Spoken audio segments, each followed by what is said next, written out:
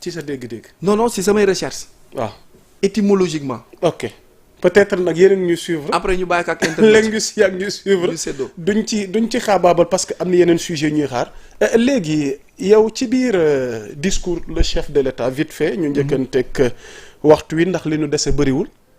dem na ba wax saa fitna dootu fi naanee ñeex. ça fait débat également. déjà noo déggee discours chef de l'État bi mais surtout séquence boobu nga xam ne marqué na ñu bëri noo ko déggee vite fait.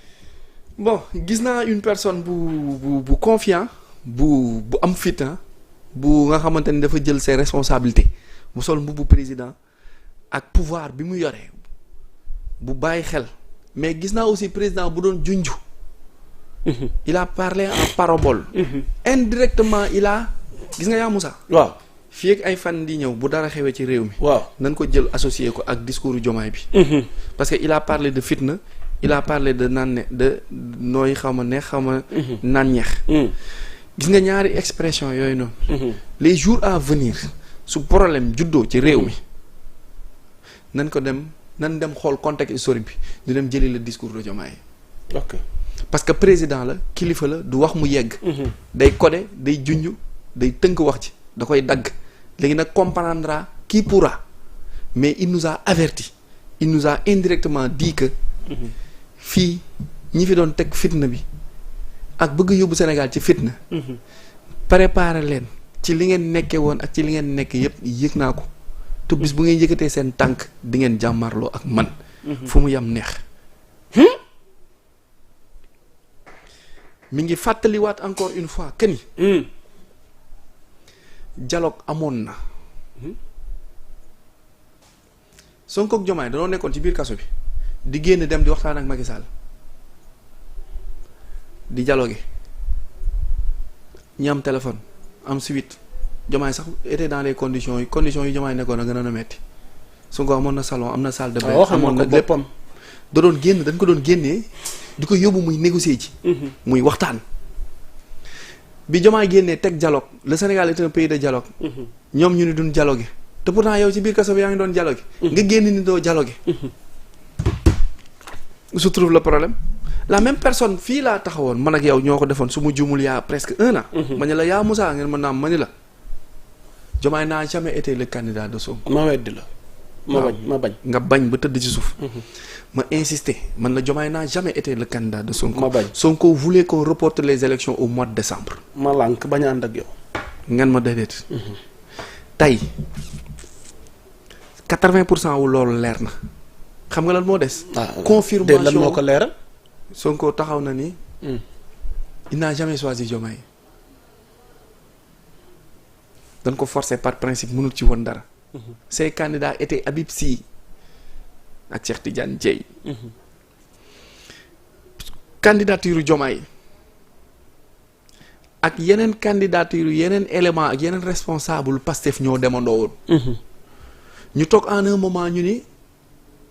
candidature Diomaye la ñuy topp Sonko ni leen kan moo leen wax loolu kan moo leen wax ngeen arrêté yeneen responsable yi ngeen arrêté seen parrainage ak seen inscription sur les listes ñu ni ko non c'est une note venant de vous mu ne vous qui je vous ai jamais dit de soutenir la candidature de Diomaye kon bu Diomaye taxawee ne yàllaa ma fal parce que faluma nit ñi lu ñu doon wax dañ ko weddi woon non. y avait 1 an ci ginnaaw du ñëpp a taxawoon ni du dëgg léegi où se trouve la trahison. Où se trouve la trahison maintenant ñu xool li xew parce que moom bu taxawee nii dañ ma ko joxoñ loo ça veut dire que dañ ko forcer waxtaan am. mu génn xam ni moo fi sës. mu ñëw ni ko jëlal Sonko yi Diomaye mooy Sonko kaa ñu dem mais Diomaye xamoon na ni Sonko mooy Diomaye du Sonko. mais moment boobu noonu moment wu élection la woon c'était pas le moment pour ñu génn di xiiroo ngaayoo ñu ànd dem moo tax Diomaye bu amee sañ-sañu toog daal ni faluñu ma. moom xamoon na bi muy wax faluñu ma fu ñu ko teg. yaa Moussa faisons attention dans ces débats là xam nga nit ñi nan la ñuy débattre. te yow sama gayaan nga neex nga ma bëgg naa la. ci loo mën a ne dama koy défendre. ci loo mën a ne dama koy défendre xooluma li ci nekk ak lu ci dul nekk. les gens ne partent jamais en profondeur. les gens n'analysent jamais en profondeur. ils sont toujours superficiels et dans les sentiments et sensations et sensibilités. et dans les émotions. loolu ay pulsions la lay jox. du noonu faut pas le faire avec le cœur, faut le faire avec la tête, faut le faire avec l'esprit, faut analyser les faits te looy wax na ci yàlla tax. Il y a 1 an je vous avais dit qu'il n'a jamais été son candidat, il ne l'a jamais choisi. nit ñi taxaw wax dañ ko forcer. Parce que boobu loolu lañ woote woon te looloo nekkoon ci négociation yi mais il voulait qu'on reporte les élections au mois de décembre pour qu'il soit candidat. Hélas, le jeune passe et il veut récupérer l'aura et l'audimat du plus jeune. Ok. Mais le plus jeune waaw a bien été entouré. ok le plus jeune a bien été entouré.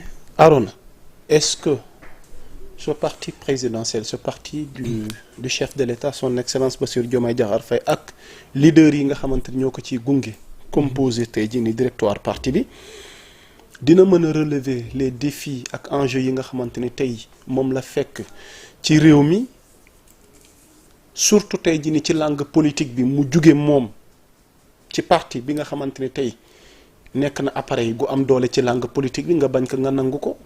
Ousmane Sonko jiite ko mu mel ni confrontation wala face to face u Diomaye ak Ousmane Sonko te Ousmane nee na la nag suba bu élection mënoon a doon suba sax pare nañ. ñoom ñaar ñëpp kenn du ci am 50% bu élection amaatoon.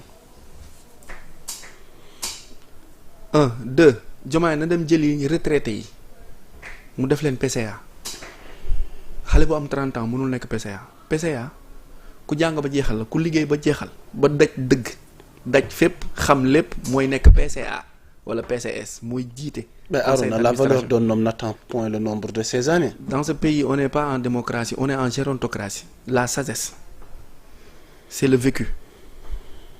30 ans, 35 ans, dëgg la xam-xam am na weddi wuñ ko mais mën nga nekk directeur à 30 ans à 25 ans mais yaa Moussa président conseil d'administration ku liggéey ci boîte ba xam boîte ba relever boîte ba daj dëgg moo koy ndoon nan dem jëli ñooñu noonu ñi ngi fi ñu insérer leen ñu gunge les plus jeunes ñu planifier aussi kiiraay nay bañ di nekk affaire de maa fi jiitu maa njëkk a ñëw maay xaritu Diomaye maa njëkk a teg entité wala ma damaa mer jóge Pastef gedd dem kiiraay wala fee joxuñu ma fa woon cër su ma demee fee dina ma fa jox cër bu mu demee noonu te noonu la mës a demee moo tax réew mi tagga témbee nan ko tegin ci teg bu nga xamante ni kii mën na lii def nañu gis nan ko jox mu jël ñeneen ñi ñu topp ci ñu dem ñëpp mun noom poste ñëpp mun nu leen nommer